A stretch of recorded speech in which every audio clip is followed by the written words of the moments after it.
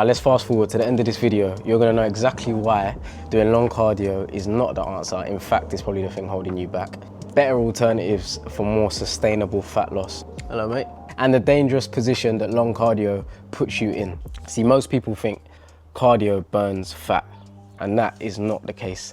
Cardio burns calories. So now it's about, right, how many for how much effort? That's what you gotta be thinking about. Let's take a 5K run, for example. Quite a popular long form of cardio. You're probably thinking, a 5K run, that must burn 1,000 calories. That must burn so many calories that now throughout the rest of the day, I can eat whatever I want. That's not the case. Now, a typical 5K run, which by the way, is a lot of energy, like a lot of energy, it's very difficult. And unless you're a lunatic, it's not something you want to be doing most days. And that's another key for your cardio.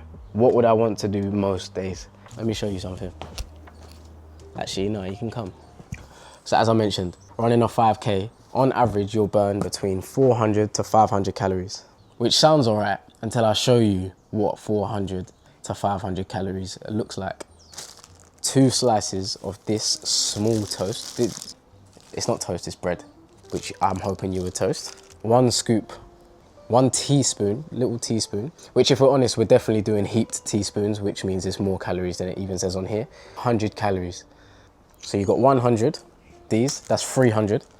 You'd probably put a little bit of butter on it, maybe. 2 slices of toast with butter and peanut butter on it. Now what I want you to picture, you've woken up, you've got it in your head, you're gonna go on a 5K run. You're procrastinating. You go to the cupboard, you get your running shoes, you put them on. You're trying to push yourself, yep, I'm gonna do it. And then you go out, you bit by bit,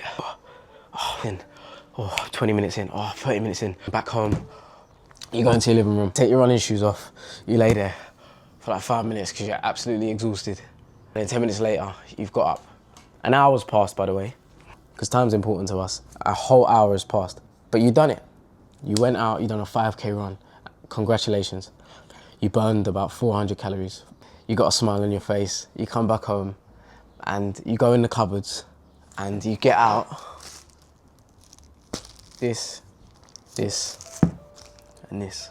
And you reconsume every last calorie you just burnt doing that 5K. Now, when you put it like that, it's pretty disheartening. Come, we'll go back. Now look, when you put it like that, it is quite disheartening. You've done all that effort.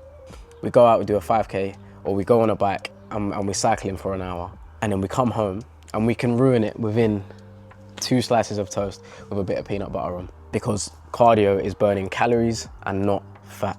So this is a good way to picture it. Your 5K done this, and then when you ate that, it done this, you're on the same level.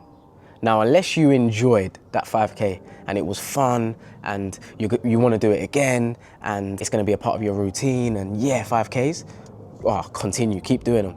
But if that 5K was draining, annoying, frustrating, boring, rubbish, I feel like I'm projecting because I don't like running either. I'll tell you on a side note, the only reason I go on runs now is to build this because of how much I don't like it. And I'll get onto the alternative cardio forms later. So instead of these long cardio sessions, what should the focus be? So before you think about doing any long cardio forms at all, your first focus should be, how do I drop my calories? Dropping your calories is what makes you burn fat, not burning calories. Don't think about burning calories, think about dropping them first. If you find a way to drop 200-300 calories a day, then think about that. That's pretty much a 4K run you don't have to do every single day. That really is the difference.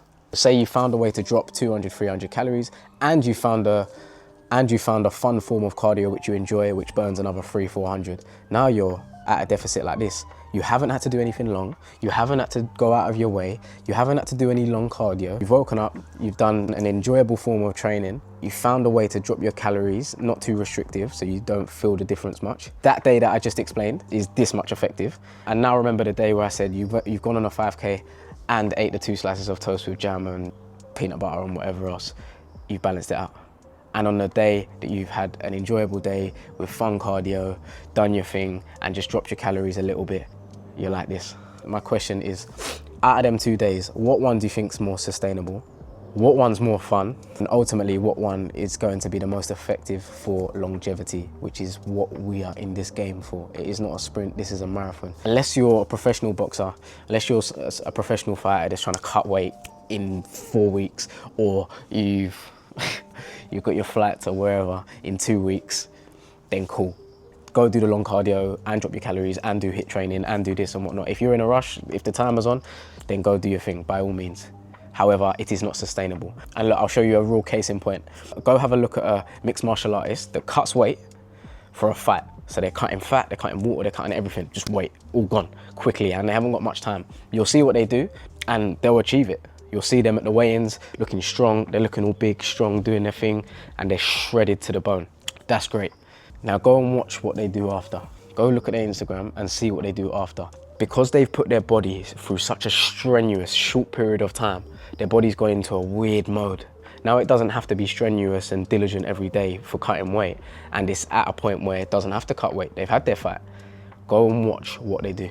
Eat loads of sugar, loads of this, loads of that, loads of food, and just... Now that's fine for pro fighters, they can do that because they're in the game of cutting weight, adding weight, cutting weight. We are in this game for longevity. To stop your body from going through that starvation phase to overeating phase to starvation phase and overeating phase. And this is why it's so important to create something that is just steady over a long period of time for years and years and years and years and years.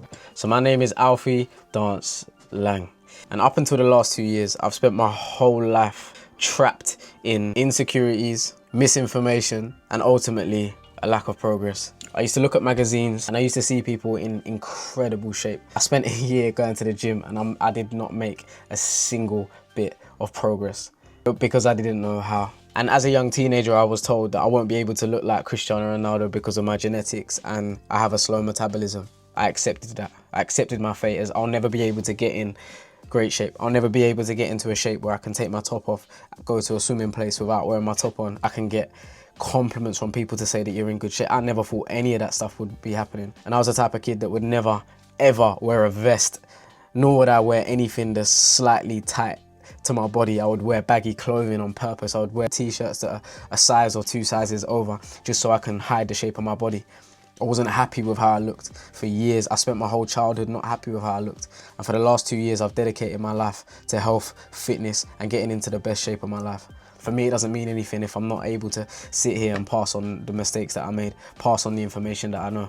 So my point, before I go on a tangent, the topic, the title, the whole video, everything I say in this video took me 2 years to understand.